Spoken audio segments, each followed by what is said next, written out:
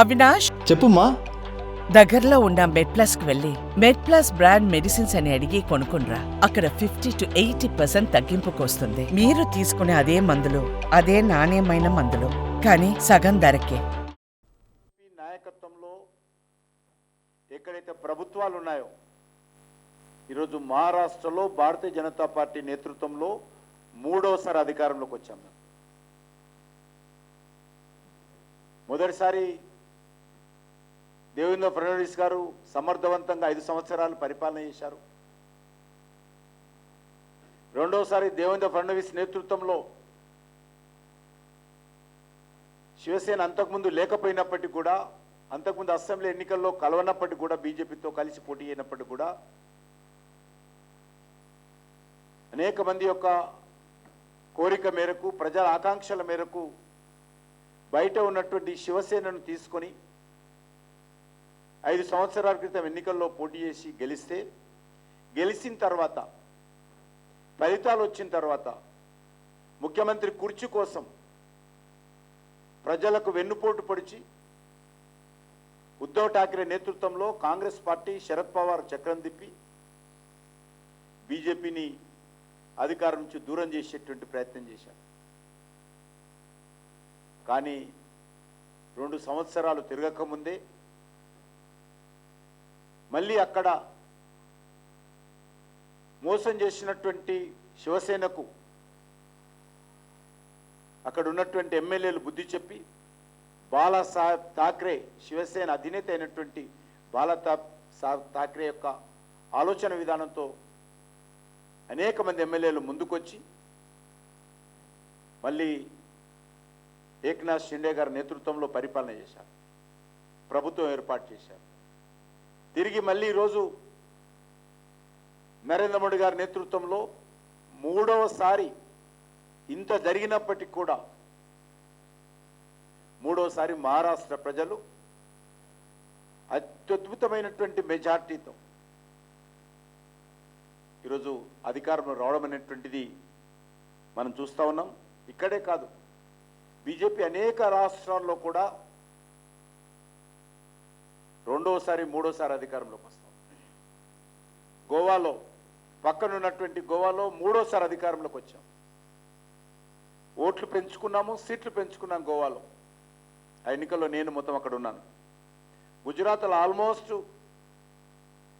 మరి వరుసగా గత 5-6 టర్మ్స్గా భారతీయ జనతా పార్టీ వరుసగా గెలుస్తాం. హర్యానాలో రెండవసారి అధికారంలోకి వచ్చాం. మహారాష్ట్రలో ఈరోజు చూస్తే మూడోసారి అధికారంలోకి వచ్చాం. మధ్యప్రదేశ్లో అనేక దఫాలుగా అధికారంలోకి వస్తూ ఉన్నాం. యూపీ ఎలక్షన్ చూసినట్లయితే రెండోసారి అధికారంలోకి వచ్చాం. ఉత్తరాఖండ్లో రెండోసారి అధికారంలోకి వచ్చాం. అస్సాంలో రెండోసారి అధికారంలోకి వచ్చాం. ఈ రకంగా అనేక రాష్ట్రాలలో భారతీయ జనతా పార్టీ మేము చేసినటువంటి పనిని నరేంద్ర మోడీ గారి నేతృత్వంలో ప్రజలకు చూపించి అధికారంలోకి వచ్చాము. ఈసారి మరొకసారి మహారాష్ట్ర మూడోసారి అధికారంలోకి వచ్చి మనకు అద్దం పడతా ఉంది. ఈరోజు కాంగ్రెస్ పార్టీ 3 రాష్ట్రాలకే పరిమితమైంది.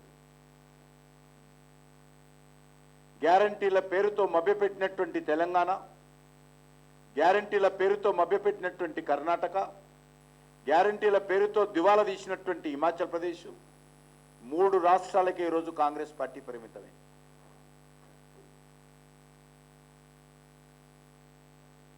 అంతేకాదు, ఈరోజు అనేక రకాల బై ఎలక్షన్స్లో ఇక యూపీ మాదే అని చెప్పి ప్రచారం చేసుకున్నటువంటి సమాజ్వాదీ పార్టీ, విచిత్రం ఏంటంటే 9 శాసనసభ స్థానాలకు ఉప ఎన్నికలు జరిగితే కాంగ్రెస్ పార్టీ భారతీయ జనతా పార్టీని అడ్డుకోవాలి, భారతీయ జనతా పార్టీ గెలవకూడదు అని చెప్పి ఒక్క సీటు కూడా పోటీ చేయకుండా 9కి 9 సీట్లు సమాజ్వాదీ పార్టీకి కాంగ్రెస్ పార్టీ అప్పగించింది బై ఎలక్షన్స్లో. అయినప్పటికీ కూడా అక్కడ 7 సీట్లు 9 సీట్లలో 7 సీట్లు భారతీయ జనతా పార్టీ మాకు అలయన్స్ పార్టీ గెలిచింది.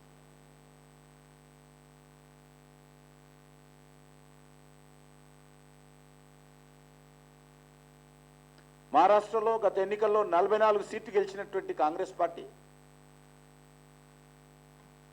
ఈరోజు అలయన్స్లో శివసేన లాంటి పార్టీతో కూడా కలిపి అలయన్స్లో పోటీ చేస్తే లాస్ట్ టైం గెలిచినటువంటి సీట్లలో సగం సీట్లు కూడా గెలపలేనటువంటి పరిస్థితి మహారాష్ట్రలో ఏర్పడింది.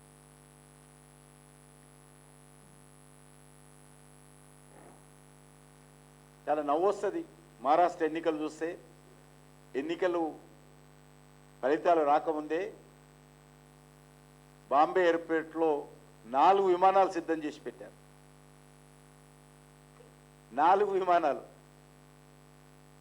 పైలట్స్ కూడా వచ్చి కూర్చున్నారు విమానాలలో. ఎమ్మెల్యేలకు కావాల్సినటువంటి భోజనాలు కూడా విమానాలలో రెడీ చేశారు. ఫలితాలు రాగానే వాళ్ళందరినీ తెలంగాణ రాష్ట్రాన్ని కొంతమందిని, కర్ణాటక కొంతమందిని తరలించేటువంటి అద్భుతమైనటువంటి ప్లానింగ్, ప్రజల ఆలోచనను, ప్రజల నాడిని పసిగట్టలేనటువంటి కాంగ్రెస్ పార్టీ పథకాలు సిద్ధం చేసుకొని ఈరోజు దేశ ప్రజల ముందు మరోసారి నవ్వులపాలైంది.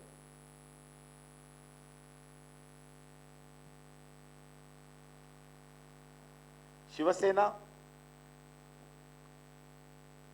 ఉద్ధవ్ ఠాక్రే నేతృత్వంలో ఉన్నటువంటి శివసేన, ఒరిజినల్ శివసేన కాదు. బాలాసాహెబ్ ఠాక్రే శివసేన ఏక్నాథ్ షిండే నేతృత్వంలోకి వెళ్ళింది. పార్టీ పేరు కానీ పార్టీ గుర్తు కానీ ఏక్నాథ్ షిండే గారి నేతృత్వంకి వెళ్ళింది. ఉద్ధవ్ ఠాక్రే నేతృత్వంలో ఉన్నటువంటి పార్షియల్ శివసేన రాహుల్ గాంధీతో కలిసి బాలాసాహెబ్ ఠాక్రే యొక్క